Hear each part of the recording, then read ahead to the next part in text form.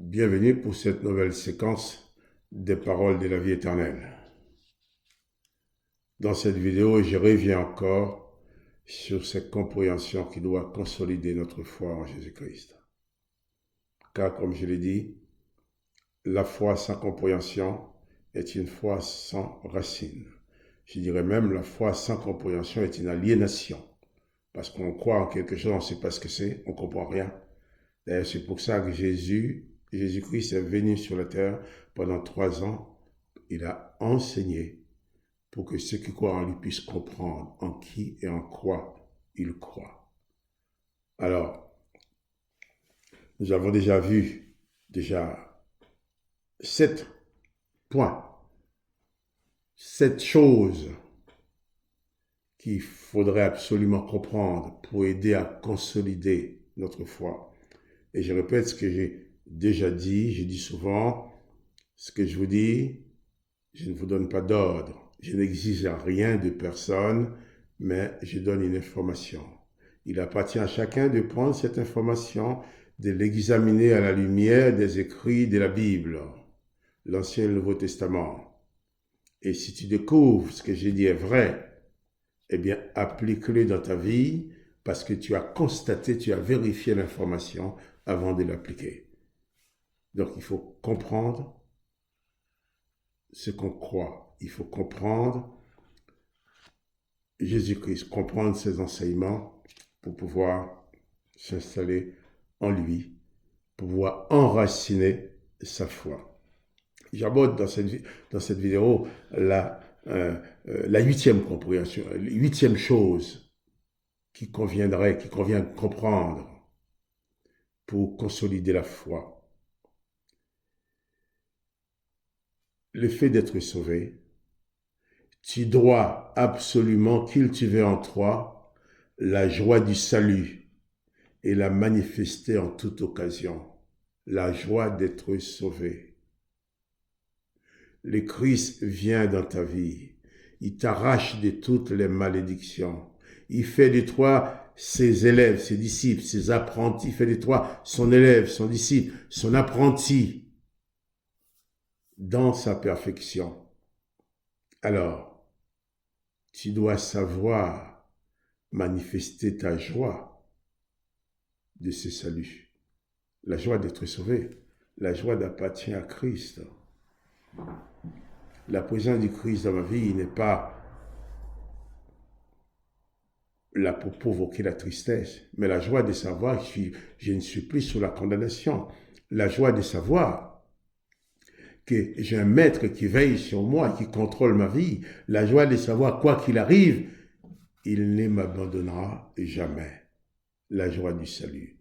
Le salut en Jésus-Christ, c'est la chose la plus précieuse qu'un être humain peut détenir dans ce monde. Je dis bien la chose la plus précieuse qu'un être humain peut détenir. C'est donc la seule vraie richesse, le salut en Jésus-Christ. Car nous sommes sur cette terre, vivant sur cette terre avec tout ce que cela comporte. En quittant cette terre, en quittant cette vie, chacun de nous va devoir laisser tous les biens, tous les profits qu'il a pu amasser, même au prix des durs labeurs. On va laisser tout ça. On ne prendra rien. Nous allons être obligés de tout abandonner. Chacun pourra garder avec lui, chacun ne pourra garder avec lui que uniquement le salut qu'il a reçu en Jésus-Christ.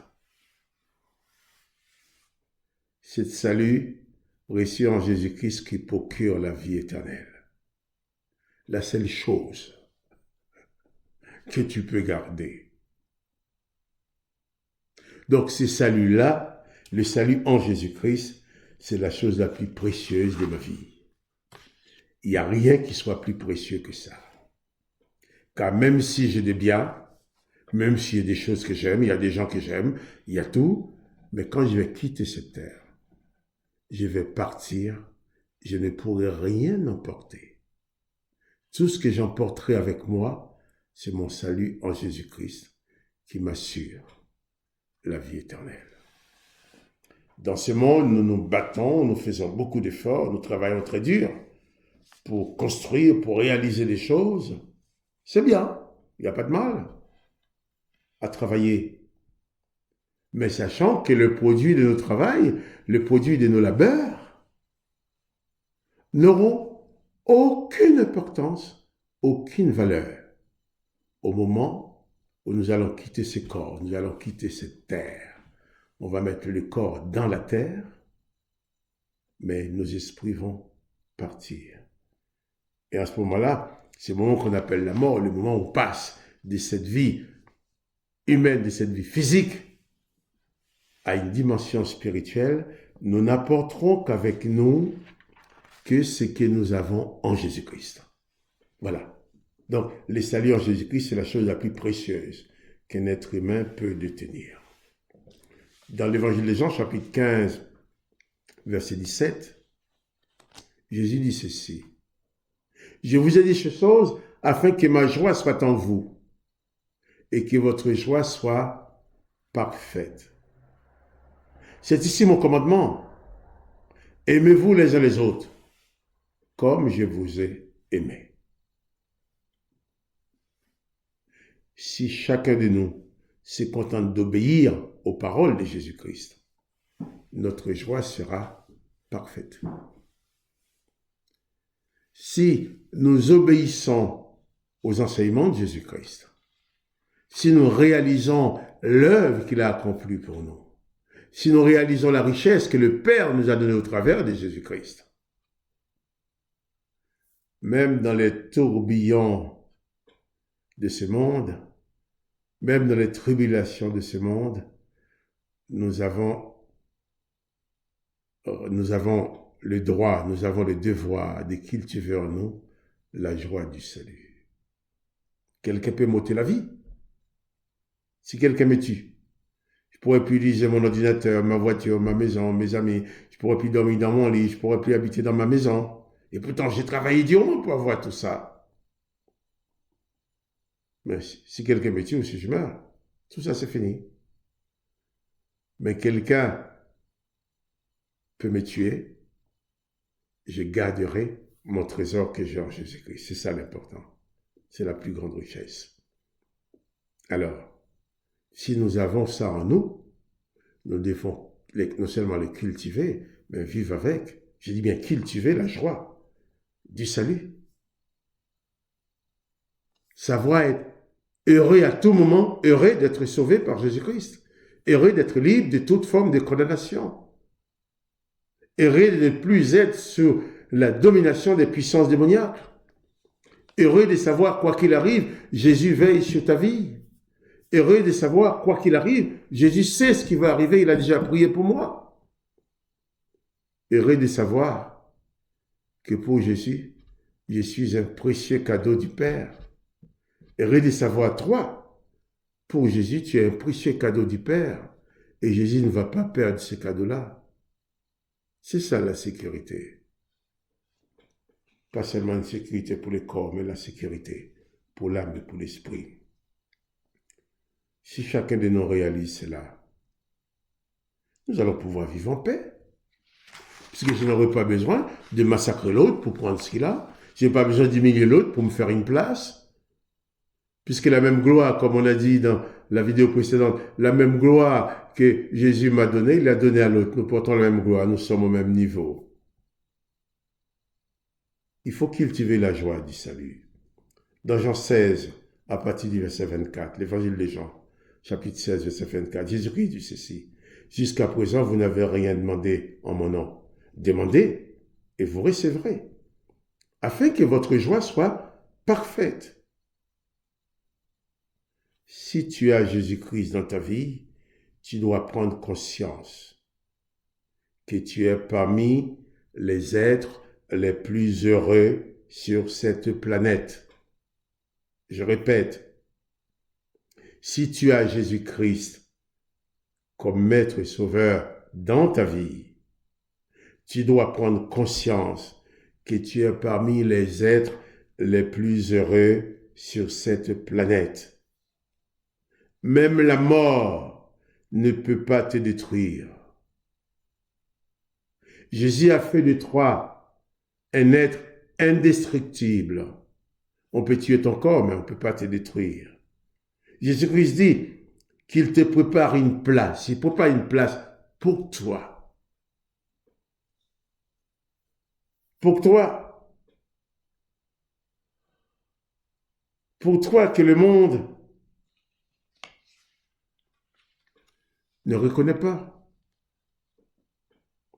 Pour toi, ce que le monde appelle la mort sera juste un instant de transition pour passer de ta dimension physique à ta dimension d'éternité avec Jésus-Christ.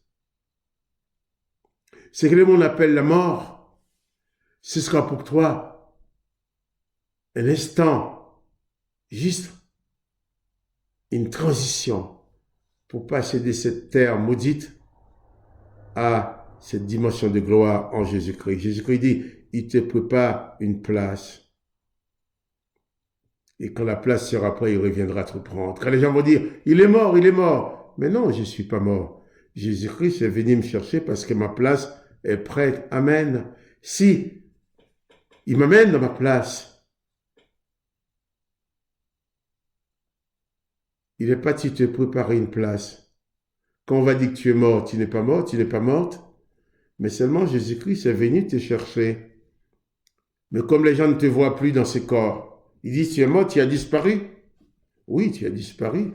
Tu disparais pour l'humanité.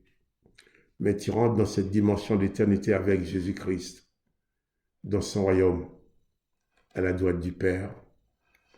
Jésus dit, je m'en vais vous préparer une place. Et quand la place sera prête, je reviendrai. Et je te prendrai, vous prendrez avec moi, afin que là où je suis, que vous y soyez aussi. Alors, Jésus l'a dit, je le crois, et ma foi est ancrée dans cela, en sorte que les événements du monde ne puissent plus me faire trembler, me faire peur, que même la mort ne me fasse pas peur, parce que quand on va dire que je suis mort, je sais que je ne suis pas mort, je vais seulement passer d'une dimension humaine à la dimension divine avec le Christ et vivre pleinement avec lui pour l'éternité. Il m'a préparé une place. Il faut bien comprendre cela. Cette compréhension aussi est de nature à consolider notre foi. Dans Jean 15, Jésus dit, verset 11, Jean 15, 11, « Je vous ai dit ces choses afin que ma joie soit en vous et que votre joie soit parfaite. » Tu dois cultiver en toi la joie du salut, la joie d'être sauvé et la manifester en toute occasion. Même dans les difficultés, tu dois cultiver cette joie parfaite et ne jamais oublier ces choses que Jésus t'a dites. Même dans les difficultés, tu dois manifester ta joie parfaite devant ceux qui te connaissent. Car tu connaîtras, Jésus, tu connaîtras des temps difficiles. Jésus est loyal avec toi. Jésus n'a pas dit, si tu t'attaches à moi, tu n'auras pas de problème, tu n'auras pas de difficulté. Il a dit au contraire, tu auras des difficultés dans le monde, mais prends courage, car j'ai vaincu le monde pour toi. Tu dois cultiver en toi la joie du salut et la manifester en toute occasion. Il faut comprendre cela. Ce sera de nature à consolider ta foi. Cette joie cultivée deviendra ta marque de fabrique. Les gens sauront que tu es toujours dans la joie. Paul dit dans Romains chapitre 12, au verset 12, il dit, « Réjouissez-vous en espérance, soyez patients dans l'affliction et persévérez dans la prière. » Il dit dans Éphésiens chapitre 1er, Paul dit, « Béni soit Dieu. Il ne parle pas de n'importe quel Dieu. Béni soit Dieu, le Père de notre Seigneur Jésus-Christ, qui nous a bénis de toutes sortes de bénédictions spirituelles dans les lieux célestes en Christ. Chaque jour, nous puisons notre joie de la source céleste en Jésus-Christ. Notre joie des disciples du Christ ne repose pas sur les événements de ce monde, elle repose sur notre identité en Christ, qui fait de nous des citoyens du royaume de son Père.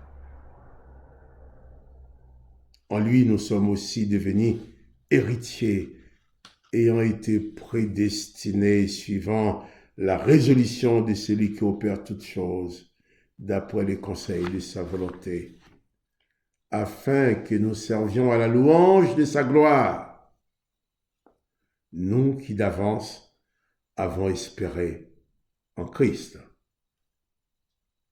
Chers amis, cultivons en nous la joie du salut.